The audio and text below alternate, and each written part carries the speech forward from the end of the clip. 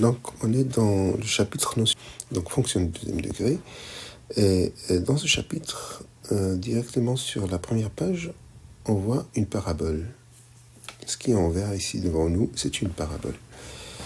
Et c'est la totalité des graphiques qu'on va avoir dans les fonctions de deuxième degré. Toutes les fonctions de deuxième degré ont la même forme. Deuxième degré, je vais placer un exemple. L'exemple général, c'est f de x égale 2x carré plus 3x moins 1. Voilà, pour généraliser ce genre de fonction, pour dire qu'on a des x carrés dans cette fonction et qu'on a une partie supplémentaire, des x et des constantes, mais on n'a pas de x à la puissance 3, on n'a pas de x à la puissance 4, etc. Pour le généraliser, il faut dire qu'on a une certaine quantité, on parle de paramètres ici, une certaine quantité de A, une certaine quantité de B et une certaine constante.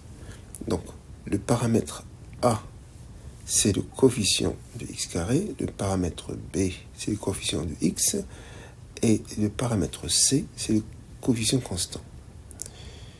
Et pour dire que ax carré, cette quantité-là, elle doit apparaître, pour parler de la fonction de deuxième degré, sans que le x à la puissance 3, le x à la puissance 4 apparaissent.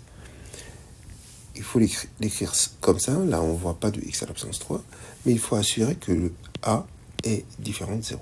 Parce que si a est différent de 0, le x carré disparaît, cette partie-là va disparaître, on n'a pas de fonction de deuxième degré. Donc la généralité, maintenant on la comprend. On passe à un exemple le plus simple, un exemple standard qu'on appelle la fonction carré, c'est la fonction x carré. Là, le coefficient a, si je me demande combien a-t-on de x carré, vous allez dire 1. La quantité est 1. Donc a, ici, c'est égal à 1. Et c'est bien différent de 0, donc c'est une fonction du deuxième degré. Et voilà le graphique de cette fonction. Comme je vous ai dit, c'est une parabole. Mais cette fois-ci, cette parabole, elle a un petit sommet. Et le sommet ici, particulièrement, c'est l'origine des axes x, y. C'est la particularité de cette parabole standard, la fonction carré.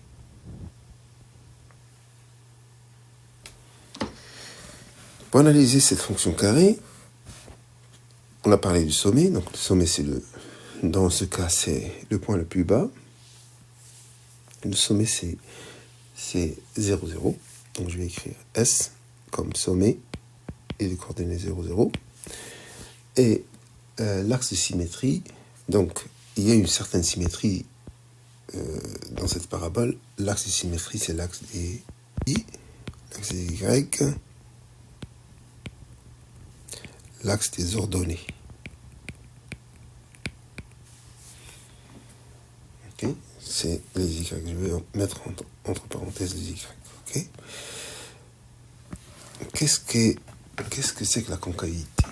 La concavité, il faut savoir que c'est la propriété de dire elle est ouverte vers le haut ou vers le bas. Donc, quand elle est ouverte vers le haut, comme la fonction carré, on dit qu'elle est convexe. Et le contraire,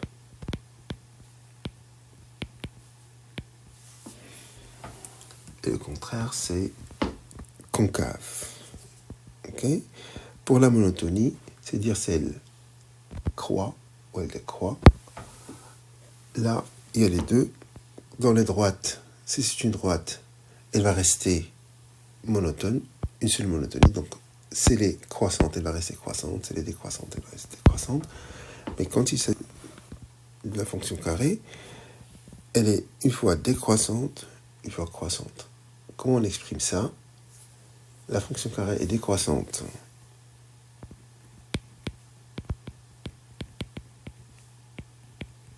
Elle est décroissante sur R-. On dit R-, on parle de R-, les réels négatifs, les nombres négatifs. Donc dans la partie négative de l'axe des x. Elle est croissante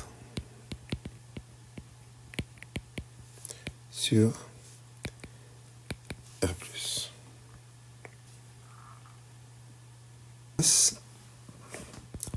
Au cas, il faut chercher un sommet ici. Il faut chercher la symétrie.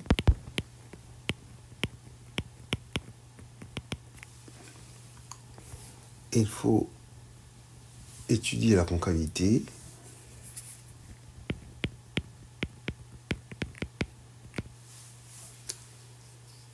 Et il faut parler de monotonie. Ça, on va le faire dans le cas général. Et bien, dans le cas général, vous allez voir que s'il y a une fonction carré quelconque, par exemple celle-là, elle doit avoir un sommet ici. Et ce sommet, il se trouve exactement sur l'axe de symétrie. C'est-à-dire ce qui se passe à droite va se répéter à gauche. Ok. Maintenant, ici il y a un point, la fonction s'annule. Et là aussi, on sait que ça, c'est exactement le milieu de ces deux points. Qu'est-ce que ça veut dire la fonction s'annule? F de x s'annule. Ça veut dire qu'on a une fonction x carré plus bx plus c égale à 0. Et ça, on l'a déjà traité. C'est les équations de deuxième degré. Et si vous regardez les solutions, l'équation de deuxième degré, vous allez trouver que c'est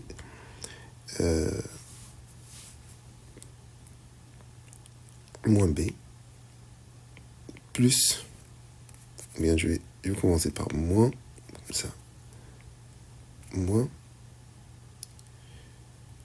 racine de delta b carré moins 4ac sur 2a. Ça serait cette solution-là, par exemple. L'autre solution serait moins b plus racine p carré moins 4ac sur 2a. Ben, le milieu, ça serait la somme sur 2. Et si vous faites le calcul, vous allez trouver que c'est moins b sur 2a. Ça, c'est le milieu entre ces deux solutions. Oh, pardon.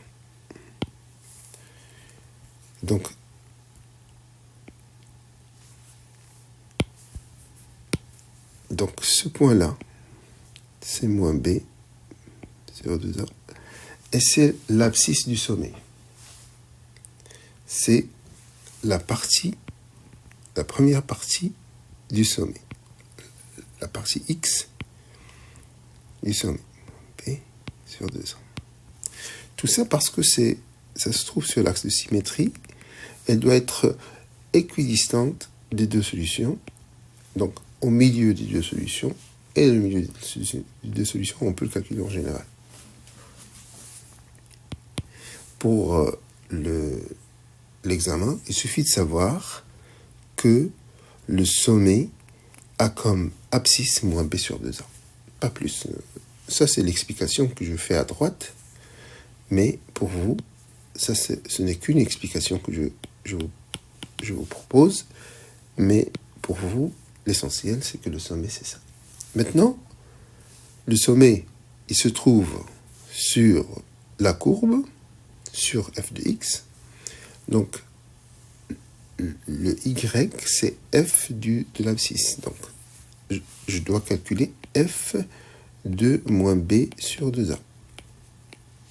Si je fais le calcul, f de moins b sur 2a, ça est égal à a fois moins b sur 2a au carré, plus b fois moins b sur 2a,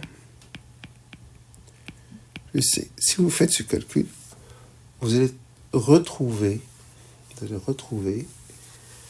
l'expression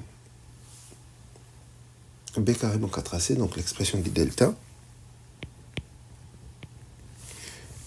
Et vous allez devoir, ici, si vous regardez le dénominateur commun, c'est 4a carré,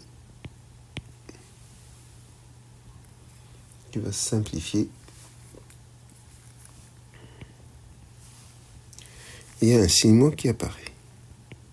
Donc si vous faites ce calcul-là, vous allez trouver cette expression-là. Et ça, c'est le sommet. Donc pour devoir, ce qu'il faut savoir, que le sommet a les coordonnées moins b sur 2a, moins delta sur 4a. Delta, c'est quoi? C'était quoi delta? Un petit rappel. Delta, c'est b carré moins 4ac. Donc on a dit, la symétrie, c'est cet axe-là. Et cet axe-là, on peut l'exprimer, je vais l'appeler la droite D, la droite D. Et l'expression de cette droite, c'est que x est égal à moins b sur 2a. Et ça, c'est l'axe de symétrie. C'est un axe parallèle à l'axe des y. C'est parallèle, c'est une droite parallèle à l'axe des y. Maintenant, pour la concavité. Pour la concavité, vous allez voir que quand on a cette forme-là, c'est on a particulièrement A positif. On peut avoir une autre forme qui fait ça. Et là, on a nécessairement A négatif. Donc pour A positif, elle est comme la fonction carrée, la fonction standard, x carré. Pour A positif, f est convexe. Pour A négatif, f est concave. Donc la concavité ne dépend que de A, peu importe le B et le C. Pour la monotonie, si A est positif, donc dans ce cas-là, dans ce cas à droite, la fonction, elle descend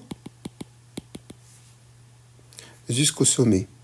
Donc les x de moins l'infini, je vais dire sur moins l'infini jusqu'au sommet. Le sommet, c'est moins b sur 2a. F est décroissante.